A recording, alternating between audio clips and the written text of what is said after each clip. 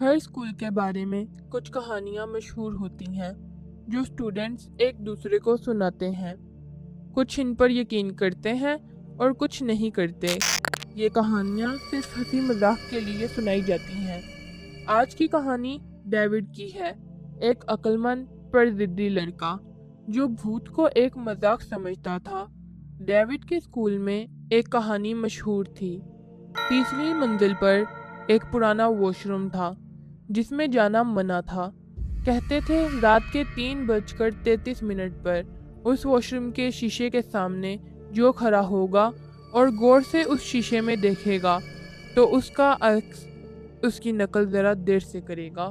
اس نے ایک پرانی کہانی کو غلط ثابت کرنے کی ٹھان لی تھی۔ اس کے ایک دوست نے اس کو روکنے کی بہت کوشش کی۔ ڈیوڈ رہنے دو، ڈیوڈ زور سے ہنسا۔ سست عکس، یہ سب دماغ کا کھیل ہے، صرف نیند کی وجہ سے ایسا لگتا ہے۔ ڈیوڈ نے مذاق اڑایا اور چلا گیا۔ اس رات جب پورا ہاسٹل سو گیا تھا، ڈیوڈ نے 3rd فلور کی اندھیری سیڑھیاں چڑھیں۔ وہ ٹارچ کی روشنی میں سب کچھ ریکارڈ کر رہا تھا۔ اس نے وہ پرانا بند واش روم کھولا۔ اندر مٹی میں لپٹا وہی ٹوٹا شیشہ تھا۔ ڈیوڈ نے فون ٹرائیپوڈ پر سیٹ کر کے ایک طرف رکھا اور شیشے کے سامنے کھڑا ہو گیا۔ 3:33 پر اس نے ہاتھ ہلایا، عکس نے بھی ہلایا، ٹھیک وقت پر۔ ڈیوڈ مسکرایا۔ بس یہ کہانی تھی؟ اس نے 10 منٹ کھڑے رہنے کا سوچا تاکہ ثابت ہو جائے کہ کچھ نہیں ہوتا۔ اس نے پھر ہاتھ اٹھایا اور اس بار عکس نے ذرا دیر سے اٹھایا۔ ایک پل کا فرق تھا، اتنا کم کہ ڈیوڈ نے دھیان ہی نہیں دیا، مگر کیمرے نے ریکارڈ کیا۔ ڈیوڈ نے پلک جھپکی اور شیشے میں عکس کی پلک 1 سیکنڈ بعد جھپکی گئی۔ ڈیوڈ آگے جھکا، اس نے سر ٹیڑھا کیا، لیکن عکس نے 1 پل بعد کیا۔ ڈیوڈ رک گیا، مگر عکس ابھی بھی حرکت میں تھا۔ وہ رکنے میں دیر لگا رہا تھا۔ ڈیوڈ کی مسکراہٹ غائب ہو گئی۔ اس نے خود کو سمجھایا، نیند ہے، آنکھیں دھوکہ کھا رہی ہیں، مگر اب اس کا دل زور زور سے دھڑک رہا تھا۔ ڈیوڈ بالکل سٹل کھڑا رہا، سانس روکے، اور پھر شیشے میں ریفلیکشن نے آہستہ سے سانس چھوڑ دی۔ اس کی سانس سے شیشے پر دھند جم گئی، مگر ڈیوڈ نے تو سانس روک رکھی تھی۔ شیشے کے اس پار جو کھڑا تھا وہ اب ڈیوڈ نہیں تھا، کوئی اور تھا۔ ڈیوڈ کو وہ کہانی یاد آئی جو اس نے کبھی غور سے نہیں سنی تھی۔ برسوں پہلے اسی واش روم میں ایک اسٹوڈنٹ بے ہوش ہوا تھا۔ کہتے ہیں اس نے بھی یہی گیم کھیلی تھی، اور اس رات کے بعد جسم تو اس کا تھا مگر روح اس کی نہیں تھی۔ شیشے میں جو رہ گیا تھا اس کا کوئی جسم نہیں تھا، اور جس چیز کا جسم نہیں ہوتا وہ ہمیشہ ایک کی تلاش میں رہتی ہے۔ ڈیوڈ کو گیم کا رول یاد آیا، پہلی دیر پر ہی نکل جانا، مگر وہ بہت دیر کر چکا تھا۔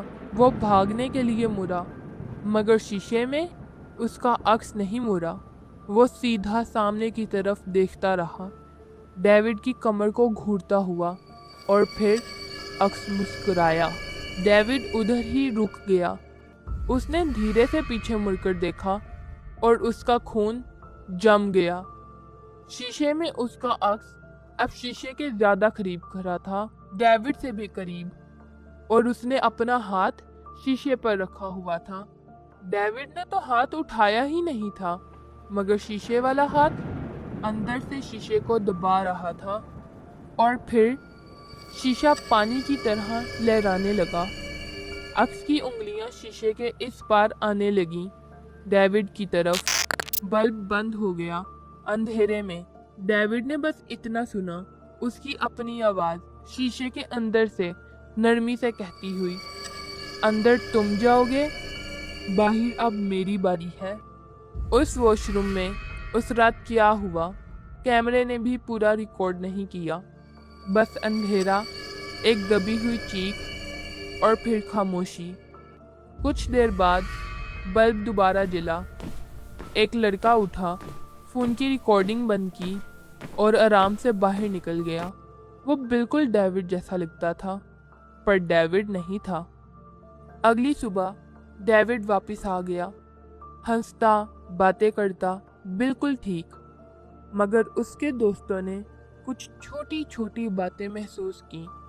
ڈیوڈ اب لیفٹ ہینڈ سے لکھتا تھا، اس کے بال دوسری طرف سے بنے تھے، اور وہ دیر تک آنکھیں بلنک نہیں کرتا تھا، جیسے سب کچھ الٹا ہو، جیسے وہ شیشے سے نکلا ہو۔